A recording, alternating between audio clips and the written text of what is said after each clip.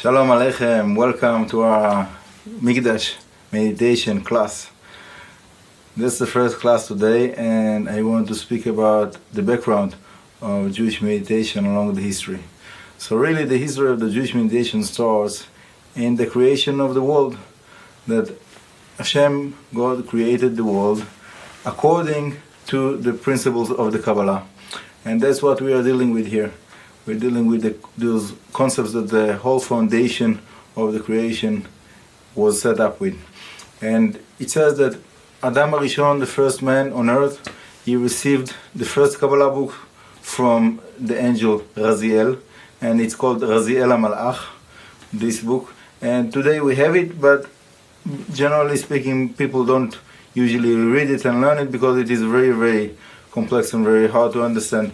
So really, the beginning of our understanding starts by the book that was written by Avraham Avinu, which is Sefirot, and that's what we're going to concentrate about in this class today. Anyhow, between Avraham Avinu and the Adam HaRishon, the first man, there is 20 generations gap. So there was a very interesting people that were living in this period of time, but we don't have any Kabbalah book from them. One of the things that I want to mention about this period of time is Hanoch. Hanoch was one of those generations between the first man and Avraham Avinu. And it says, it's brought down in few places.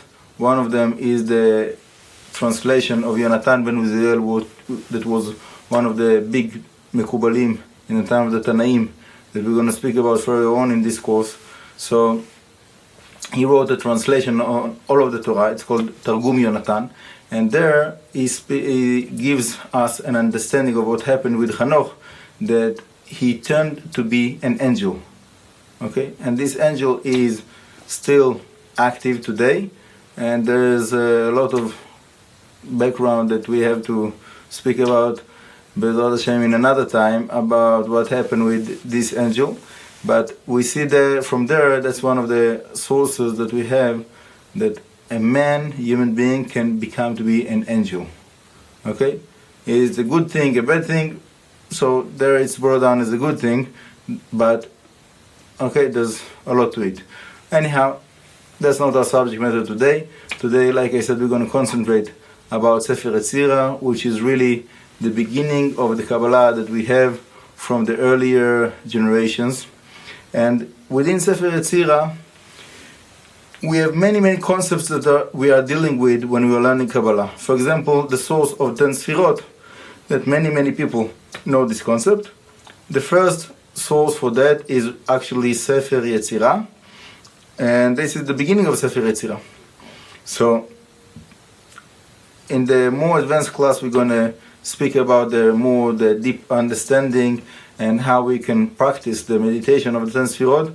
But for now, I just summarize the name of the 10 Sefirot and as the beginning of Sefer Yetzirah.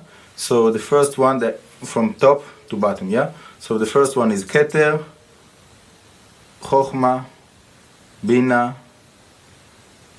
Then there's a question, do we count that, or is it continue by Chesed? There's two options there. Sefer Yetzirah doesn't specify, but okay, we'll speak about it another time. Anyhow, so we have Keter, Chochma, Bina, then Chesed, Gvura, Tiferet, Netzach, Hod, Yesod, and Malchut. Okay, so first of all, Keter, Chochma, and Bina, the first three, is the upper three Sefirot, and that's the triangle of the Keter, which is surrounding above the head. It's like a crown that surrounds above the head.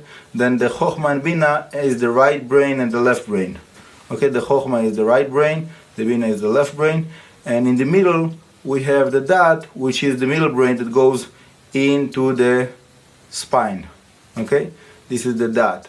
So is it a mind by itself, like the left brain and the right and left brain? Is it a brain by itself, or is it an extra continuation, extension of the right and left brain. Anyhow, this is the part of the argument that I was speaking about before. It's not an argument, but it's a different ways of how to approach it.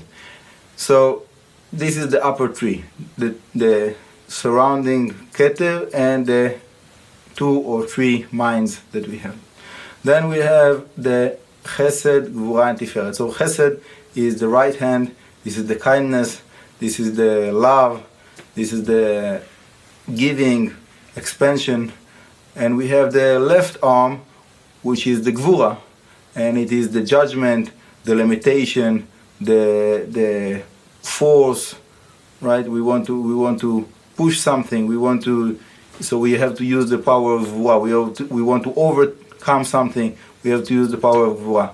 And we have the tiferet. The tiferet is the balance, the middle line that goes between the chesed and the gvura, the balance way. And also, we'll speak about it further on. We have Abraham in the right arm, in the chesed, Yitzchak in the gvura, and Yaakov in the tiferet. Okay, then we have the lower triangle, which is the netzach, hod, and yesod. The netzach is the right leg, and netzach, it is like winning, to push something to the end. That's netzach. Okay, and we have hod, which is the left leg, and this is more connected to humility, to be humble, to be grateful. This is the hod, and the yesod is the private organ, that is the place of the basically the way of connecting 2 things together. Okay, every time we have a connection of 2 things together, so we have to use the power of the yesod. It's something that is to give over. When someone that is giving, so it's the fundamental of the yesod.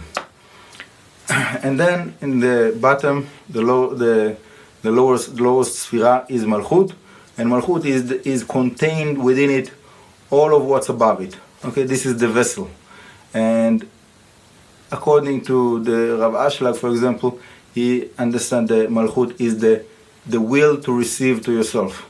Okay, so each one of us have desire to receive information, receive pleasure, receive physicality, spirituality.